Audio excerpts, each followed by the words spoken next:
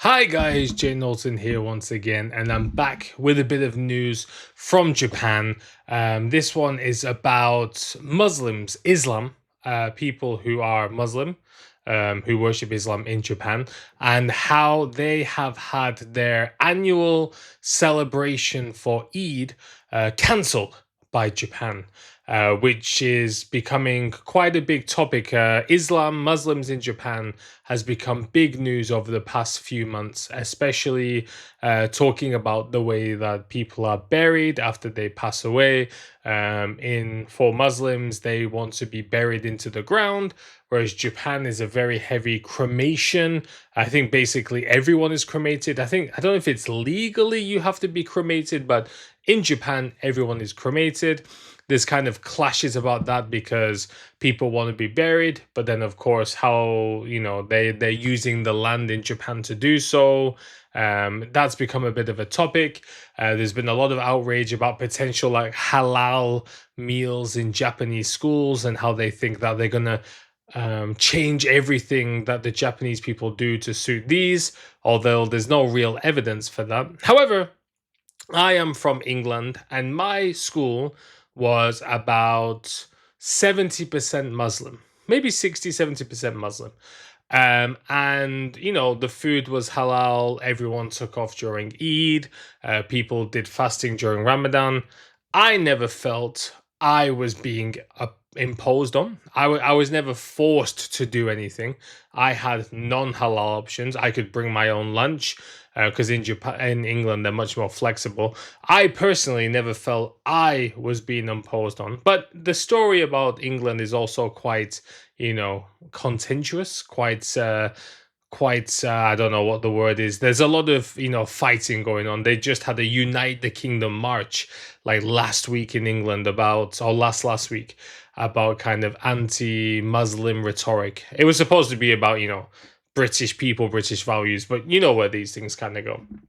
So over the past few months, Japan has become quite conscious. I would say a section of Japan has become quite conscious of the Muslim population in Japan, and it's quite unfair to label like Muslims or Islam because there are so many countries that practice Islam in just many different ways. And the story today is that in Ichikawa City, and I did get a bit nostalgic when I saw this news because the city office that it's talking about is the city office that I used to visit for my job all the time. Actually, when I finished my principal job at my international preschool, the last thing I did was go to this city office to hand in the final paperwork, and that was the final thing that I had to do. So I had a bit of nostalgia there.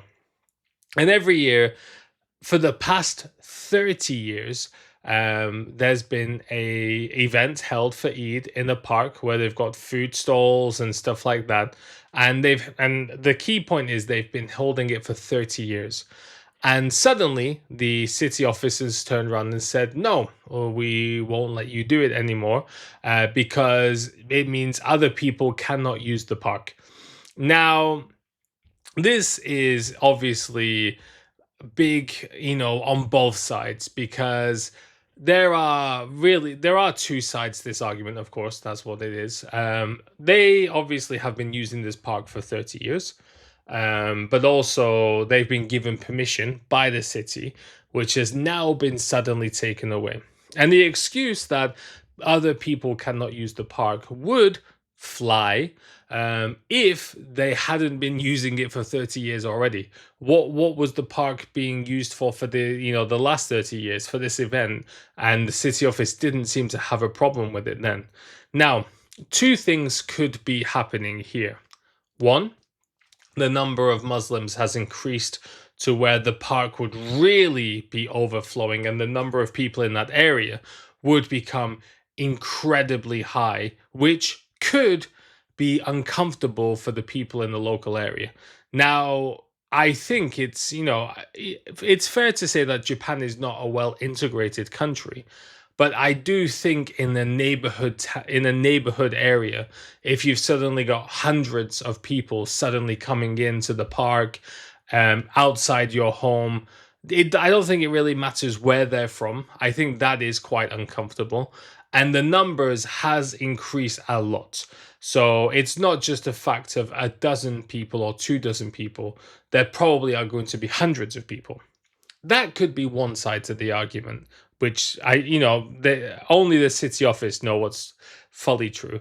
The other side of the argument could be they are getting this kind of confidence boost of recent news and recent talkings, and they're trying to push back.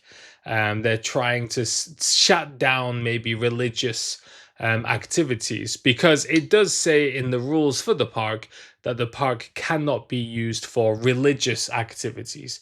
Now, again, it's been used for 30 years, so maybe this is the time where they do put their foot down. I do know that Ichikawa City got a new mayor not that long ago. Ironically, his name is also Ichikawa. I believe that's still the guy. So it could be a case that this new mayor has put his foot down. Now, the problem is this is going to be a problem with integration with the local community. The Muslim population of that area say we always talk to the community, we always give back, we're always trying to be respectful. Why has this suddenly happened? And they said that it's just come to a dead end. There's no answer, there's just deadlock. And if you do, to be frank, piss off a large group of people, they might try to hold that event regardless in a non-organized way. For example, they might just do it in another park without even getting permission. They might do it in the street, they might do it in a neighborhood, because obviously they want to celebrate Eid. Fair enough. It's the biggest time of the year for them. So if you do prevent them from doing it in their regular organized way, then it will be done in other ways. And also, I think Japan does have to be better about integrating other cultures into Japan. Now, I see a lot of talk about how, people need to integrate into Japanese society and kind of do their best to work with Japanese people. I do think it's also important that Japanese people also integrate with other people living in Japan, because at the end of the day, foreigners are here to stay. They're not going anywhere. It's not like suddenly foreigners are going to disappear tomorrow. Foreigners are going to be in Japan forever.